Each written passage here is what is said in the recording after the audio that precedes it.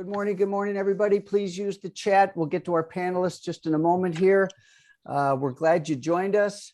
Welcome to week 71 of the Roundtable. Use the chat, say hello. Remember, money isn't the most important thing, but it is reasonably close to oxygen on the gotta have it scale, which is why we get together like this once a week to go through financial related issues and opportunities, but that always connects to so many different parts of our life. So I'm Tom Kuhn, I'm your founder and your host. We hope you have some light bulb moments today and that you connect some new dots. So I'm from Qnity, and what we're here to do is to help you create a better path to greater prosperity, which is not only more money, but doing what you love and having a great quality of life. So to go from what's complicated, overwhelming, and confusing to something that's simple and visual, and actionable. Remember to prosper, manage your return on investment, specifically manage your ATM, your attention, time, and money. These are the three currencies we have in life. And it's not lost on me and the rest of our team that your time is precious. So thanks for joining us today. Last week, we had Lauren Moser and Roderick Samuels. Great session. We covered so many different topics. Love those guys. They did a great job. The recording of that session is on YouTube. If you haven't had a chance to, if you didn't join us live, check it out. Today, we are going to spend some time going through some highlights of the Serious Business Conference that just happened on the 16th and the 17th. I attended in person, as did Candice Gliatto. Also, members of our team, Aaron and Michelle, were there. Sam and Megan participated remotely, and they each have their own personal insights on the conference, takeaways, etc. So definitely a fantastic topic and great takeaways. So speaking of brain trust, this group will be members of our brain trust being invited back. I know Megan's been on here at least more than once. Candice has been on here at least more than once, and Sam has been on here more than once. So these are repeat recipients of the light bulb, $1 million light bulb. So I'm so grateful that the three of them decided to join us today for some of their insights. Again, we hope you have some light bulb moments. The heads up, one of the presenters at Serious Business was our own Aaron Kuhn, who did a segment on financial literacy. This is actually a sketch notes that came out of it to summarize some of her presentation. I know Megan is going to address a couple things coming out of this. So it really was the importance of financial literacy and certain money stories and how they can be changed, whether you're an owner or a professional. So heads up, we do have the pro version of our financial literacy course coming up soon. And the reason I'm bringing this up is that we want to extend the same gift that was offered at Serious Business to our participants. And that is to, if you enter the QR code, you'll receive monthly financial literacy video lessons to share with your team. So check it out. I'll leave this up for just a second if you want to use that QR code. If you haven't signed up yet because you weren't part of Serious Business, this is your opportunity. All right. So let's see here. I'm going to move a couple things around here. So speaking of our growing brain trust, of which we added Laura and Roderick last week, is a reminder that we are going to be celebrating our entire brain trust on May 15th for a special celebration of light bulb moments in Scottsdale, Arizona, just right up the road from our very own Megan Jasper, who's down in Tucson. I certainly know at least two of the three members of the Brain Trust on this session today will be there, and hopefully all of you will be there to celebrate them. So that will be a very special event in Scottsdale, Arizona. It will be part of our conference, which is called the Phil. And in the past, I said that registration was coming soon. Registration is now open. We'll go through the 5 gaps of the business, how to better execute, grow your profits, grow your sales, grow leadership and engagement, but then an opportunity also to fill your bucket. And I love this picture because we have 2 members of our Brain Trust, as well as Michelle, with us right here on the screen. So anyway, this is on our website. Registration is open. We do have some early registration pricing right now. So anyway, we had a little dinner there at Serious Business, and we had the whole group kind of had a message for you. So let's see if you guys can hear this. All right, so we hope to see you guys at the Phil, and we're going to have a lot of fun down there. All right, now I also last week we talked a little bit about making sure that you have your State of the Union, your summit, your team meeting. We also gave a format to that, how to get closure on the prior year, trade clarity on this year, and then move forward with confidence. So I'd love to hear examples of any of you that had or going to have a team meeting, summit, State of the Union, because I think it's really important to provide that clarity to your team now. And then also we're growing our team. We're looking to add certain positions. You can go to social to learn a little bit more about that. So we're looking for referrals for people that could be a good fit in our team. All right, we are going to go with Megan Jasper first. And Megan was drafted. She made the mistake of sending me a text last night. And then next thing we know, she's a guest on the roundtable. So Megan, you dipped into your already full schedule. So we're going to go with you first. How are you? I'm good, Tom. How are you? Doing great. Good morning. Good morning. All right. Well, we do have some things to show, but before we do that, let's chat a little bit. So how was Serious Business for you virtually? Serious Business virtually was good. You know, we had a couple of our leaders. We escaped to kind of one of the resorts in town, and it was just a couple of us in a room with our ear pods on. So we made it feel a little bit like it was a retreat, but it was different. It was definitely different not being in person and not being in New Orleans and getting the energy and the vibe from everyone. So we're excited for May when we can safely come together in Scottsdale. Right on. Well, I know your takeaway, you know, all three of you had very different takeaways, which is what's great about bringing multiple guests on here. And Megan, for you, some of the things that Aaron went through, and I'm super impressed what you did since Monday. It's like amazing. You guys, wait till you see this. So anyway, why don't you sort of talk about your takeaway, and then in a moment I'll pull up some slides. Okay. Sure. For us, last year we went through and totally redid our entire compensation program, which thank you, Tom, you and Michelle helped us do that. And so finances and our team's compensation package has been something that's super top of mind. And as we are moving into 2022, we've really identified our two focuses as our business. The first focus is fun, and how are we going to have more fun together? And the second is finances, and how are we going to help our team be more financially literate, where it's not necessarily about the commission percentage, it's about what the take home is and what you're doing with your money that you have. And so the pro version of the money course is going to help us this year, I think.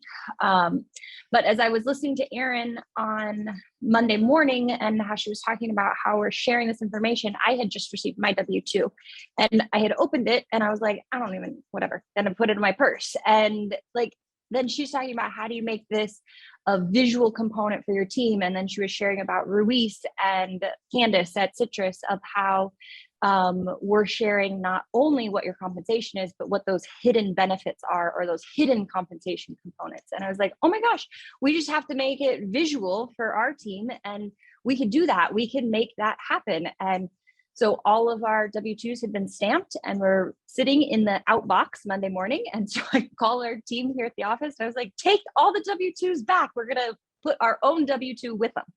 And Tracy in our finance department was like, Megan, you're crazy. What do you mean? We're writing our own W-2s. We've already done this. And I was like, no, we're going to make it so that it shares their total compensation package, all the hidden benefits, all of the pieces of insurance and everything that we pay for that's above and beyond just what that number is.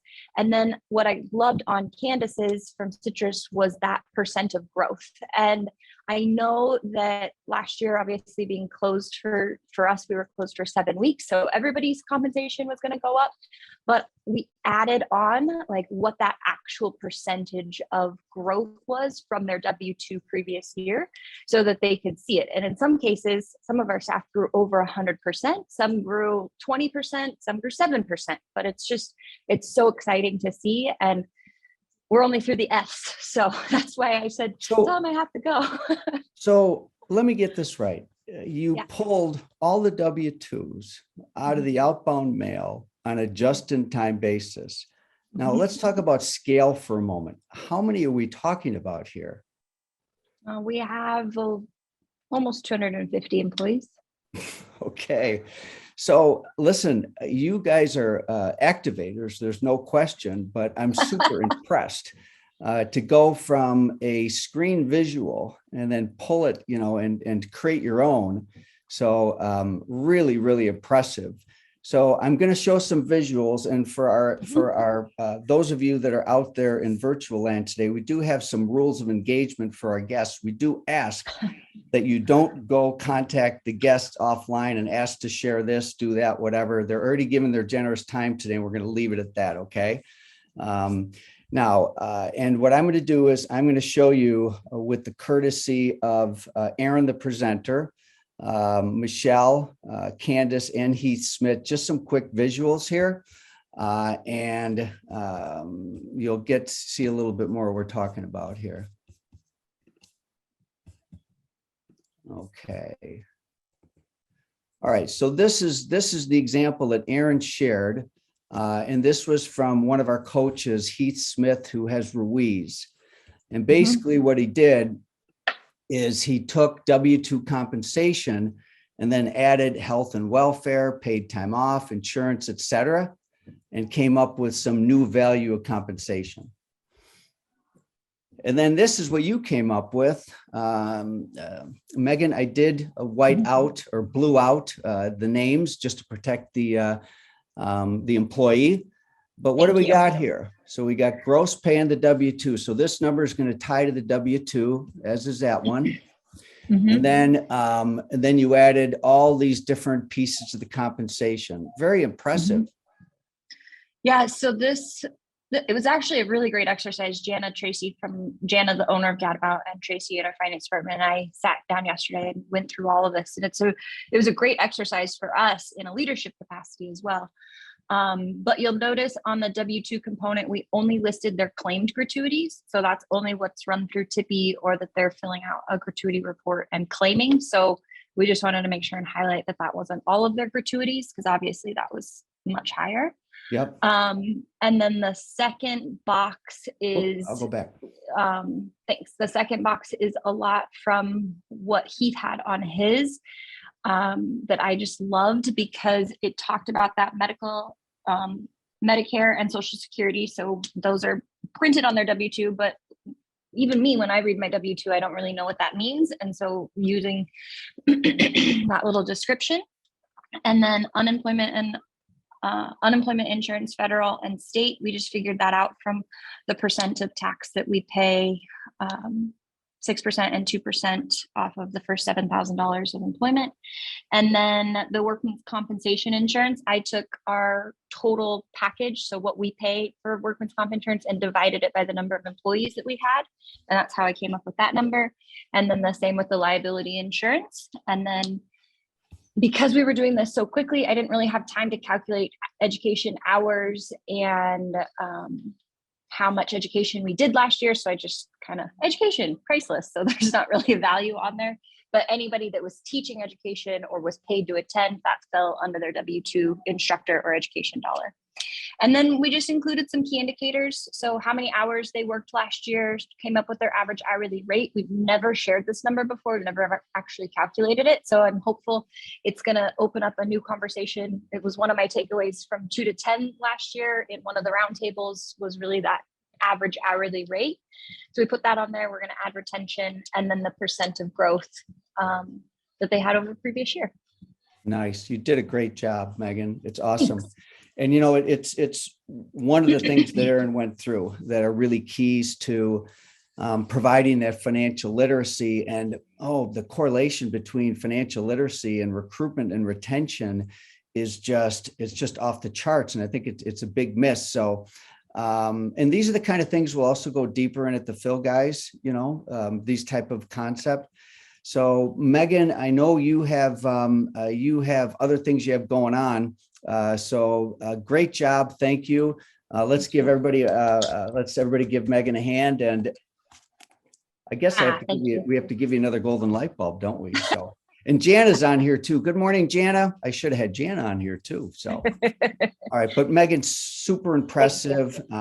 Thanks for sharing. I think what you just did is, you took education and you went beyond education to activate it into it in a very quick and proactive way. So I think it's going to make a really big difference for you guys this year. So thank you. We're excited. So thank you. Thanks for having me. Of course. Thank you. Candice, how are you?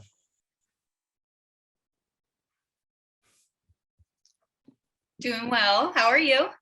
I think just in the interest, since you did mention, I think what I'll do is I will show some of the kind of stuff that you also have created on the same subject that inspired, one of the things that inspired Megan is how you've gone through and gone through compensation and then turn it into a collateral to help with recruitment and retention. We've shared this before on previous roundtables. So.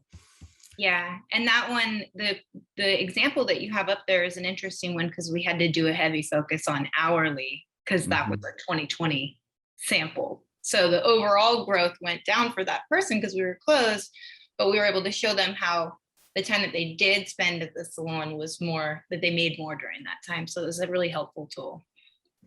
So when I invited you and invited Sam, and then Megan came in because she had a great example, there were some selfish reasons for me to invite you and Sam. Even though I was at Serious Business physically, unfortunately, I didn't get to see a lot of the main stage or breakouts myself. So, in having you and Sam, it'd be great to really hear your perspective on your big takeaways. I mean, I saw some of it, but I ended up having to be locked down with some other stuff while I was down there. So not locked down because of physical reasons, just other stuff we had going on. So your takeaways this year, always great speakers, breakouts. You were there with 3 members of your team. It was great to see you, spend time together. What were your takeaways? Well, it was interesting. I had a big takeaway. The overall theme, I think, was wellness and mental health and healing. And, all of the keynotes spoke about that in their own different ways. And one of my favorite speakers of the keynote speakers was a futurist, Gary Golden. And he had a lot of really interesting things to say. He talked about the metaverse, which I'm not quite ready to wrap my mind around that yet. It was a little creepy. But the other thing that he talked about was how these futurists are predicting that, self-care and mental health support and care and just prioritizing that is going to be a movement that will be around for the next 15 years. So that is kind of our crawling out of this pandemic and what's next for us as, humans. And so one thing that I thought was really interesting is, we've talked about this, and I know there was a speaker, and I can't remember the name right now, one of the conversation starters at 2 to 10 talked about some mental health support that she was providing for her team. This was just another example of like how I think we really do have to prepare for this and how it's going to be an expected benefit or area of support that we will be provided, or we will be expected to provide to our team. And so for me, like, this is a little bit of new territory. So I don't have a thing that I ran away and did right away like Megan, but I know I need something. I need to have a plan. So it really got me thinking that I needed to prepare and start reading about this and start thinking about really tangible things that I can implement in my salon to support my team in this way, because I know, I've seen that come up under my own roof, and I know that that's coming up with a lot of teams. And so as leaders, the way that we can prepare to be the best leaders possible is by really leaning into this instead of thinking it's not our problem, because it's going to be expected that we address it.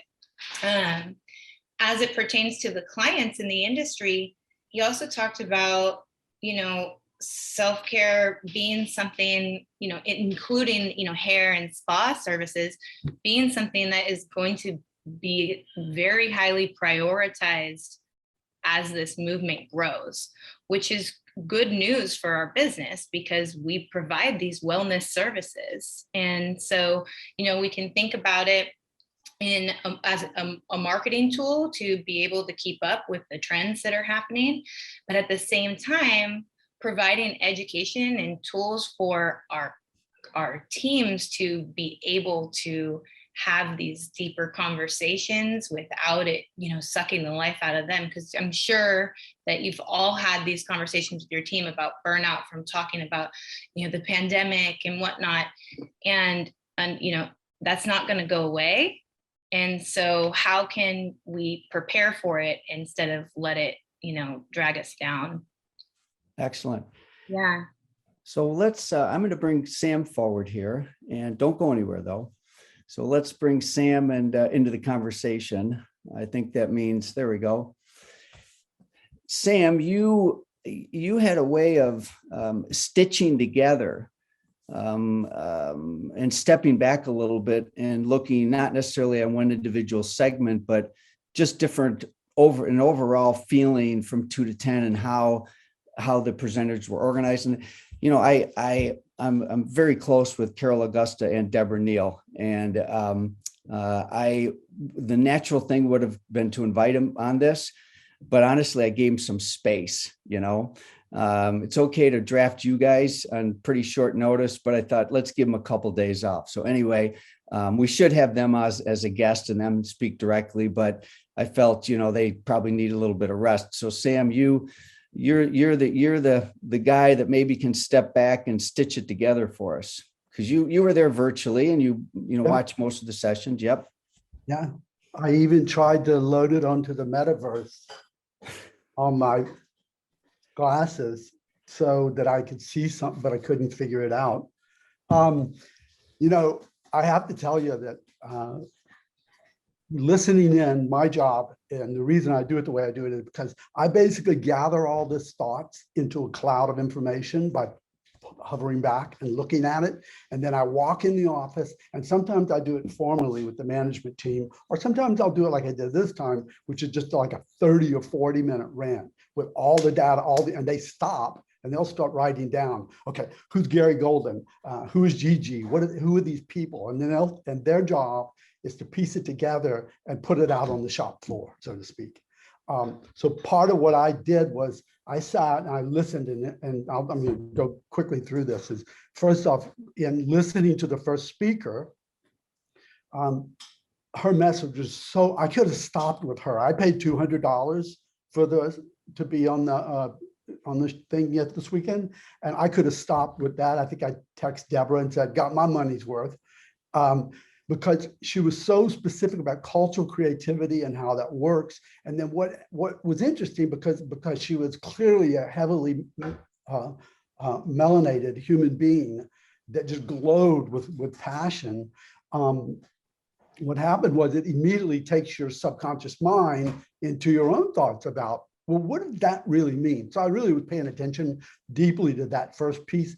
But then all of a sudden, there was David, the fellow who lost his mom 10 blocks away at I think he was talking about the charity, the hotel where I was personally born, was the same hospital. So he was talking about loss and grief and how we deal with it. And then quickly went to Gigi, who was just a mind blower on talking about how do we also deal with grief and recovery and really interface it with our world. Now, the whole time as you listen to these people, you got to understand, quote, you're at a hair show. right? I mean, this is a hair show. I used to go into those same halls almost 50 years ago when Edwin was putting on some of the first shows there and listen to it. So I have a certain DNA connection to the messaging that they're sending out, and I tune into it really fast. So you go from trauma and healing to the future talk, and then you have the side classes, which were finance, which the work that Erin did, and I sent her a note, was really, really brilliant, because if there's anything that differentiated people in the last 2 years, part of it was their ability to be comfortable financially. So what's clear about this and where we are is everybody hurts. Now that song, Everybody Hurts, no one can deny it anymore, because everybody at some level, we were sitting in the play last night, Come From Away. Holly and I went to our first Broadway play in a long time. And I had tears in my eyes several times. I was thinking about why. And it wasn't just because the story of 9/11 and all those things. It was a deeper connection to my own experience with the trauma of what's gone on, not only here in New York City, but overall. So as you're listening to the way these pieces are put together, it really gets back to this, in my humble opinion. We each have to deal with and work on ourselves in a way that for the better good of all. And we can't do a lot. We can do some, but we can only do so much. We don't work on our own selves and our own traumas to move to the next level. And by doing that, then I think you can stick to the idea of that simple analogy. Vision, you have a vision, and then have a passion around the vision. And then do you have a specific strategy that you're going to utilize? And that strategy is going to be executed day in and day out religiously and kept simple, simple, simple, because the more you add to it, the more confusing it gets. And then finally, the outcome. Are you getting the outcome you want? So if you back it up and say, okay, trauma, healing, vision, passion, strategy, execution, repeat based on the outcome. And that sort of chain of events is me at the surface level being a business person, but at a deeper level, being a human being, trying to really appreciate what every single person that walks in the front door as a part of our team is feeling and dealing with. There's no one that can walk in now that we know isn't having a certain depth of pain and certain things they're dealing with. Some of the people, all of the people that had financial troubles last year and the year before that were not, setups. We have savings, things we've done, investments over the years, but for those people, and this is, in my opinion, one of the biggest shifts in the industry, and it already started, people want a side hustle.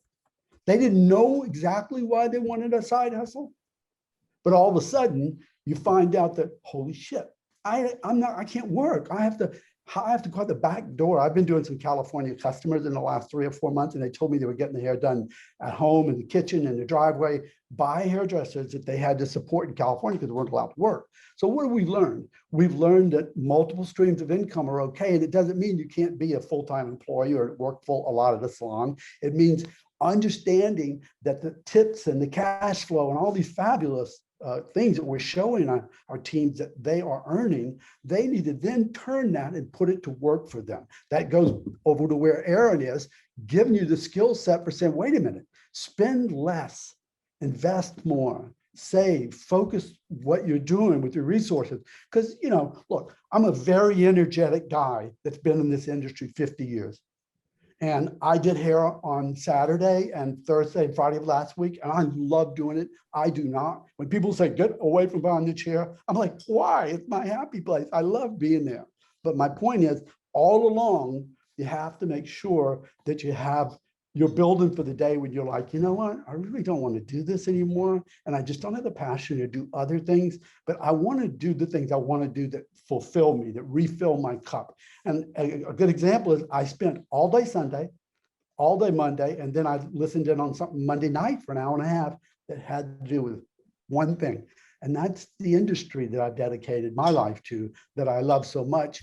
And I always find little nuggets as the new way to say it. These little nuggets that are important. So I thought what was crafted, and I don't mean to take away from any of the speakers, because I thought they were all were excellent and tapped into certain pieces of the bigger picture that are that puzzle. You know, the old saying, take a map of the world, tear it up, and then flip it over, and on the back of it is a picture of a person. You put the person together and flip it back over and you put the world together. And I think that analogy is kind of what this is, taking the pieces of it and really absorbing them and understanding and appreciating a well-curated event, which I thought it was. And I didn't see any of the hair on Sunday night, so I'm not sure what they pulled off at Elevate, but I bet it was a lot of fun. Candice, you know, when I first brought this topic up to you and said, hey, what are your light bulb moments from serious business? You actually put your Qnity coach hat on. You know, you said that when a lot of times during the event, you were thinking about how it applied so that when you coach, our clients, how that affected it. Marinate on that just for a second, because that's where I want you to go.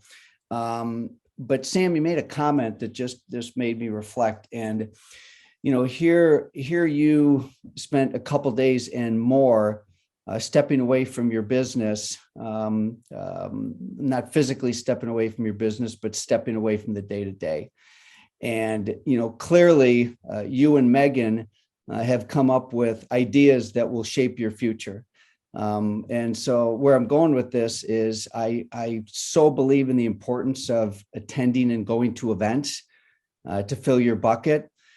Don't take this, everybody out there, to be a commercial for the fill, but it's why events are important, because you've got to get away from your business and you've got to have, whether it fills you emotionally, physically, it just fills you, So, I mentioned to Sam that I went to 5 events last year in the fall, and I got to tell you, every single event just supercharged me. And, so getting away, whether it's physically or virtually with programs like this, I'm such a believer, and I always have by my entire career, that you have to be amongst communities of other people that are going to give of themselves and learn. So, Candice, I gave you a moment to reflect on that. So your initial instinct was the lens of you working with other salon owners. So.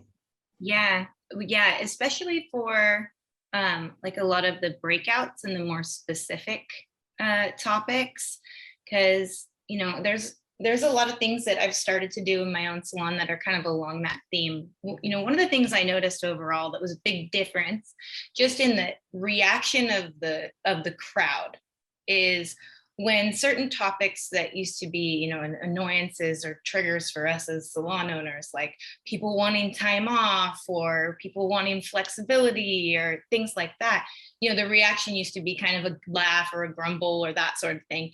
And this time when those things came up, it wasn't like that at all. Everybody was 100% like, yeah, they do. They need that. And I need that. And that's what I need to figure out how to do, or what I'm willing to do. And that was a big difference, I think. And so a lot of the clients that I work with are there too. Like they want to find a way to allow their teams to have more unity. And I felt like there was a lot of really good perspectives that were shared that I can't wait to talk about with all my clients. So, right. Yeah. So, the topic of, I was able to see parts of certain segments, and inflation certainly came up. And it got brought up by Edwin, and I think it also got brought up. And inflation isn't something that we've talked about very much in previous years. So Sam, I know you just did a price increase, and the whole concept of inflation, and I'm not sure what exactly was covered at the event, but let's talk about that a little bit. How was inflation approached at the conference?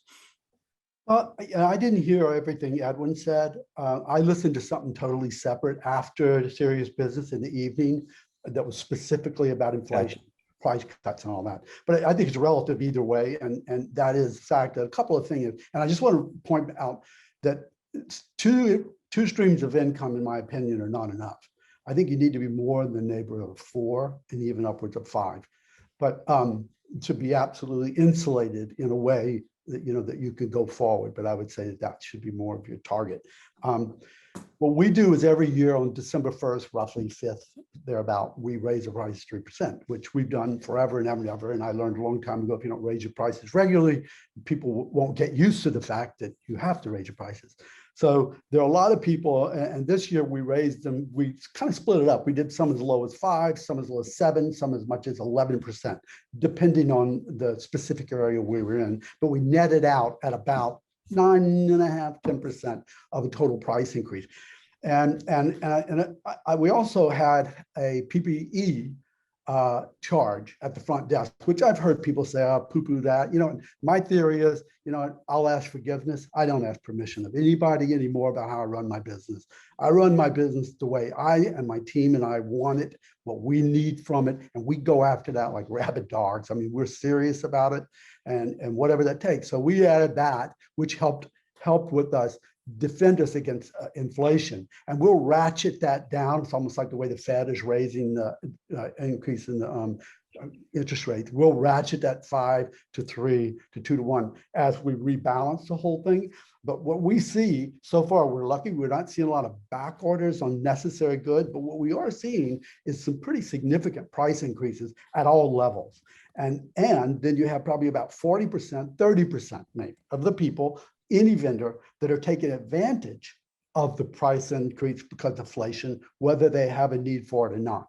So the simplest advice I think we can give to one another is really drill down into your numbers like never before. And I do think that what's wonderful about the good side of the pandemic is that it showed us you have to have multiple streams of income, which makes people go, what does that mean? Which means education as it relates to money, numbers, investing, savings, tax preparation. All these things are the responsibility of the individual. If you ever abdicate, if you ever try to abdicate your financial responsibility as a salon owner, business owner, and as a person that works just doing hair, you really are playing a fool's game. You can't abdicate the idea of, I've got $10 in my pocket, how I spend it. Only I can make that decision. And so you have to be educated. And that's why I think it's brilliant what you guys are doing. Well, by the way, we're every single meeting now, which is we've switched to 8 meetings a year. We're doing a financial literacy moment in every meeting, which I do. And we get on Zoom. We find Zoom calls are better for us as a team, believe it or not. We touch people all day long. We're together all day long. And sometimes it's nice to sit back on the sofa and just chill and, have a coffee and a cat crawling on us or whatever it may be. But we're really talking and we're really specific about here are the exact tools. We don't give financial advice, but we show financial tools and things, because the healthier our team is, the better off, the entire environment will be. Yeah. So you just threw out 3 light bulb moments there. Wow. And hopefully someone's tracking this, because when we're down at Scottsdale at the Phil, we're going to be documenting all these light bulb moments. And let me, first of all, I love the word abdicate. You can't abdicate the financial management of your business. You can hire support, you can hire expertise, but ultimately you can't abdicate the responsibility for it. Number 2 is it's great to hear you advocate for financial literacy. We're trying to, I think we've started a movement here, and the movement, when we have people like you really speak to it with that kind of passion, it's awesome. And the other little nugget you threw in there is like something that just made total sense and I never even thought about it. Team meetings, do them by Zoom. My biggest frustration as a salon owner with team meetings is you can't get everybody there because a lot of part-time people or whatever. And so, people get pissed off. Owner gets pissed off because they're not there. Key employee feels guilty they're not at a meeting. Why not do team meetings? What a great use of virtual for an in-person business, Certainly, if you weren't an in-person business, you'd do the opposite. So anyway, you threw a few light bulb moments on there. This Golden Light Bulb Award, I don't know, we're really starting to see some major competition for who's going to earn the Golden Light Bulb, because we've certainly got people present today that that will be eligible. Candice, I thought it was interesting. You brought 3 members of your team, and I got to meet this Adam dude. Okay. So who's this Adam dude? Sam, at Intercofure, I did a presentation, and we talked about some of the things that we scratch our head with when people go independent. They maybe want to make more money and just do hair. And I think what we found out from Adam is that he didn't make more money, and he didn't just do hair. He had to do all this other stuff right now. So anyway, we did like a cartoon, a little illustration on Adam at Intercofure, and I got to meet Adam. And so Adam, basically, let's fast forward to this. So Adam was a employee of your Martinez, California. Why don't you talk about Adam a little bit? Yeah, so he was actually my first employee that I ever hired. So when I first decided, okay, I'm gonna go employee-based salon, didn't really know what I was doing. Along comes Adam. We always joke that he was the best Craigslist find ever. But yeah, so he came and he worked for us for almost 10 years. And, during those 10 years, his family kind of slowly moved out of California, moved up to Oregon. And so he was the last of his 3 brothers left down here. And so he was missing his nephews, and he decided, during the time that we were closed for the COVID closure, that he was going to move up there. And so he went up there, and he was searching around for a job, and he didn't have a ton of luck. And he actually ended up, having to rent. So he was kind of forced into that. And it's been quite the experience for him. So he's definitely realizing kind of the responsibility that comes along with that, and really kind of all the benefits that he had as an employee. So it's been a journey. So we're working on some new things. I don't know if you want me to talk about that, Tom, or. My guests define their own boundaries for confidentiality.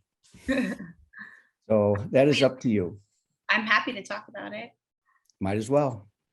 Okay, so Adam he was one of our pillars here. He was a leader in all ways when he was under this roof, and he even still comes back to do hair a couple times a year to see his old clients, and immediately becomes the leader again.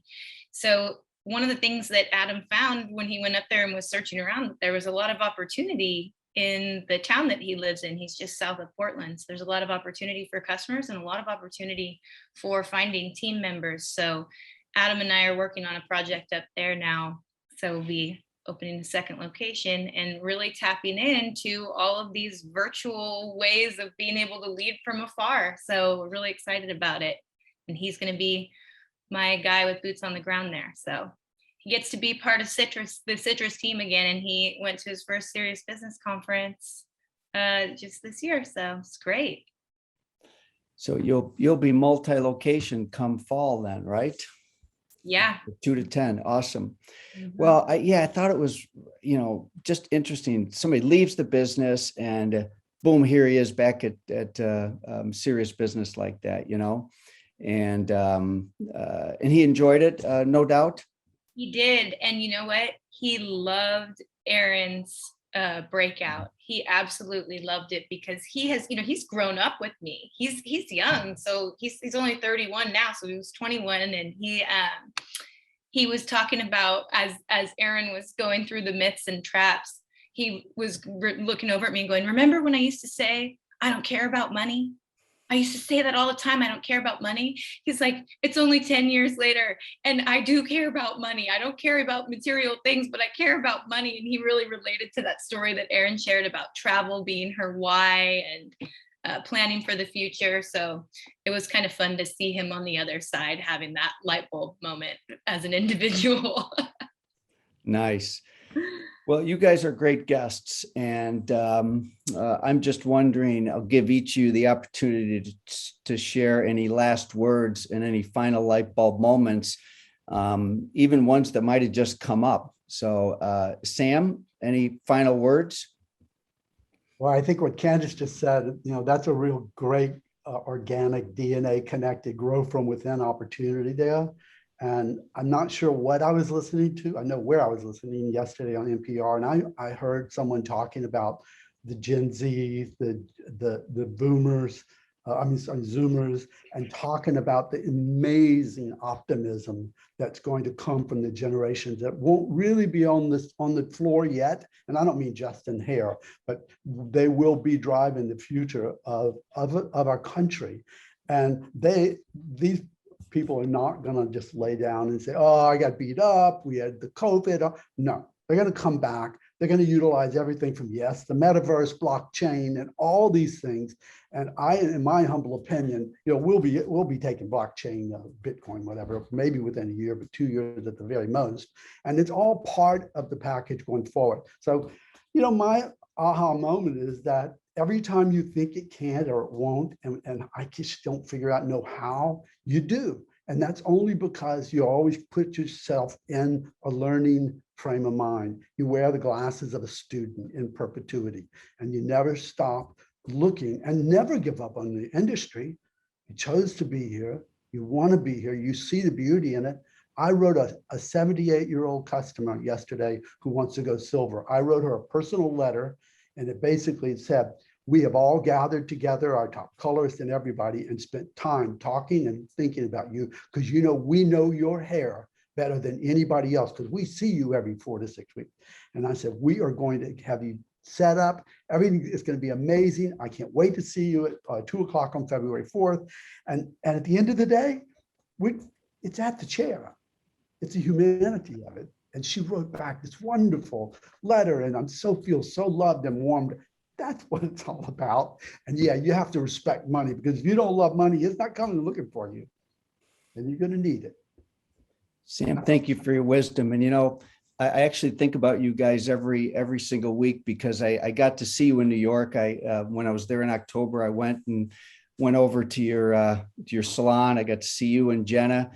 And I still have this Subway card that has money left on it. And I keep wanting to drop in an envelope for Jenna, because I'm not going to use it. So anyway, one of the things that we believe is important for financial literacy is to be frugal, but not cheap, So anyway, tell Jenna to watch for a Subway card coming. And Candice, I just thought of something else based upon something Sam just said there. You got to meet your overseas client at 2 to 10, Kimberly DeFreitas from Curacao, who's in the very South Caribbean. And the reason I just thought about her is because in their beautiful salon spa on the majestic waters of the Caribbean in Curacao, beautiful place. I went there 3 years in a row. They're actually taking, alternative forms of currency, cryptocurrency. And so it's cool to see innovation like that, because innovation does not just happen in the United States. Innovation happens in other places. And it was just reminding me on that. So anyway, Candice, any final words from you, or any other light bulb moments or comments? Just that, it was just an amazing weekend to be able to, be with people either virtually or in person. I was really glad I got to be there in person. And, I think the overall theme is to continue, even though it's been a hard couple of years, to continue to challenge yourself and continue to keep your mind and your heart open. So. Very well said. Let's give these guys a virtual round of applause. Thank you, thank you, thank you. Bravo, bravo. $1 million light bulb, tons of light bulb moments. Great job, you guys. Thanks so much. And I'm so glad you agreed to join us today. So thanks, Candice, for having us. All right, so let's see what else we have here as we wrap things up. Okay, all right. Reminder, gift for you. If financial literacy is something you want to bring to your team, then use this QR code. So you're part of our list that we're going to send out these some of these videos with financial literacy. So definitely take advantage of this. It's up on the screen. 3, 2, 1, gone. Okay, and what else do I got for you guys? then also, it's just so wonderful to see the wisdom that comes out of Brain Trust members like Sam and Candice and Megan. So we really need to celebrate them. So hopefully you'll be joining us in May for that, as well as the Phil. Registration is now open. We've got a lot of people already registered. Most people are coming to the Sunday night event and the Phil. When you go to a conference like Serious Business, Candice and other members of our team, every single week we're working on the Phil. We're working on the Phil every single week to make sure that the event is well curated, very special, and all of that. So, it's exciting to get ideas, and it fuels us as content creators and event creators to get the stimulation. And then also the synthesis that comes from people like you, Sam, how you synthesize an event like that. So anyway, that I think is all I got for you. The school roundtable, Aaron is going to be a guest for the school roundtable. And Sam might come back to join us. I'm not sure. You're welcome to, Sam, if you have time. We could talk about it offline. But Aaron's going to go through some of the things, and we're also going to cover Serious Business at the school roundtable coming up. So closing thoughts. Closing thoughts are this. We'll see you at the Phil, folks. Thanks for joining us today, and we'll see you next week.